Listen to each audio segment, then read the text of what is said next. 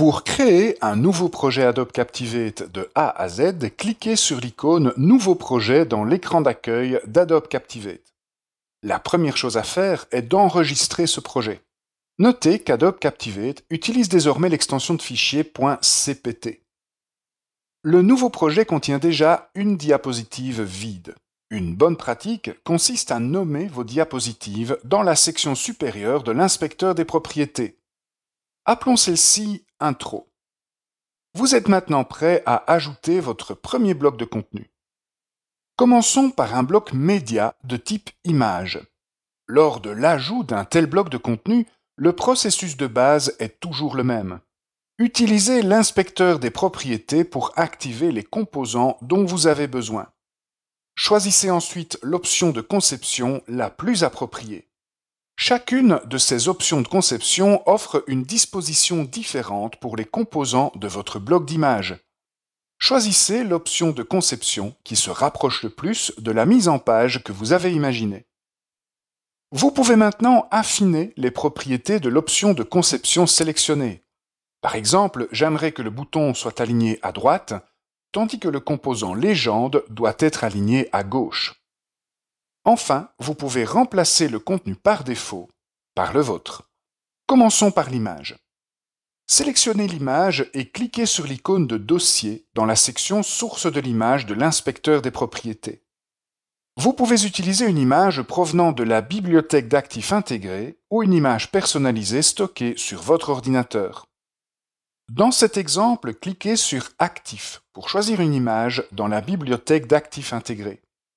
Les outils disponibles dans la fenêtre Actifs permettent de trouver facilement l'image que vous recherchez. Lorsque vous l'avez trouvée, cliquez sur l'image pour la sélectionner, puis cliquez sur le bouton Remplacer l'image. Vous pouvez maintenant remplacer le texte de départ par votre propre contenu, et voilà pour la diapositive de titre. Ensuite, nous avons besoin d'une diapositive d'objectif. Il est très facile d'ajouter une nouvelle diapositive. Il suffit de cliquer sur l'icône plus dans le coin supérieur gauche de l'écran. À partir de là, vous pouvez insérer une diapositive vide ou une diapositive contenant déjà quelques blocs de contenu. Par exemple, ajoutons une diapositive de type titre et texte. N'oubliez pas de donner un nom à votre diapositive et comme d'habitude, choisissez l'option de conception qui correspond le mieux à ce que vous avez en tête, puis affinez la mise en forme du bloc de texte afin qu'il soit exactement comme vous le souhaitez. Enfin, incorporez et mettez en forme votre contenu. La dernière chose dont vous avez besoin pour cette diapositive est d'un bel arrière-plan. Pour ce faire, utilisez la section Apparence de l'inspecteur des propriétés et choisissez l'option Image dans la liste déroulante. Cette fois, vous allez choisir une image qui se trouve sur votre ordinateur, donc choisissez l'option Système et recherchez l'image appropriée. Enfin, dans la section Carte de l'inspecteur des propriétés, rendons la couleur semi-transparente afin que l'on puisse voir l'image d'arrière-plan à travers la carte qui entoure le texte. Insérons maintenant une nouvelle diapositive vide dans le projet.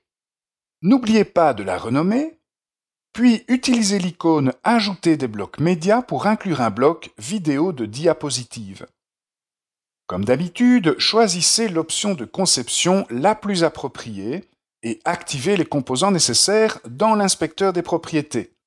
Puis, affinez la mise en forme de ce bloc multimédia afin qu'il ressemble exactement à ce que vous souhaitez.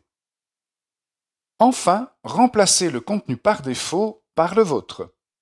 Cliquez sur la vidéo, puis choisissez si vous souhaitez ajouter une vidéo provenant de la bibliothèque d'actifs intégrés, de votre système local, ou une vidéo déjà disponible sur Internet. Choisissons cette dernière option. Il ne vous reste plus qu'à copier-coller l'URL de la vidéo Vimeo ou YouTube que vous souhaitez utiliser. Ajoutons quelques diapositives supplémentaires. La première est une diapositive vide avec le widget Onglet.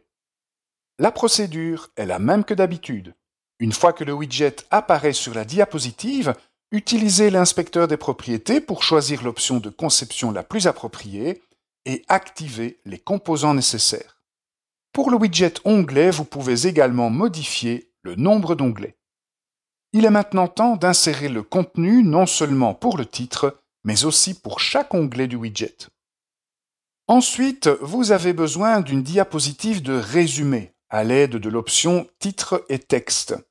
Cette fois, l'option de conception par défaut est correcte. Vous pouvez donc passer directement à l'activation des composants nécessaires, à l'insertion du contenu et au choix d'une belle image d'arrière-plan pour cette diapositive. Et pour terminer, que diriez-vous d'une question à choix multiples? Cliquez sur l'icône plus pour ajouter une nouvelle diapositive et choisissez la question à choix multiples dans la partie inférieure du menu. Comme d'habitude, vous pouvez modifier les propriétés de la question dans l'inspecteur des propriétés, choisir l'option de conception la plus appropriée et inclure le contenu. Comme il s'agit d'une diapositive de question, vous devez également montrer à Captivate la bonne réponse. Sélectionnez la diapositive en cliquant sur l'arrière-plan sombre autour de la scène. Puis, cliquez sur le bouton « Sélectionner une réponse », choisissez la bonne réponse et cliquez sur le bouton « Terminer ». Avant de publier, n'oubliez pas d'activer le rapport SCORM en utilisant le menu « Modifier préférences ». Les options SCORM sont situées dans la section « Quiz »,« Rapport »,« Des préférences ». Votre nouveau module de formation est maintenant prêt à être publié grâce au menu Fichier, Publier. La création de ce tout nouveau module a été rapide et facile grâce à la toute nouvelle version d'Adobe Captivate.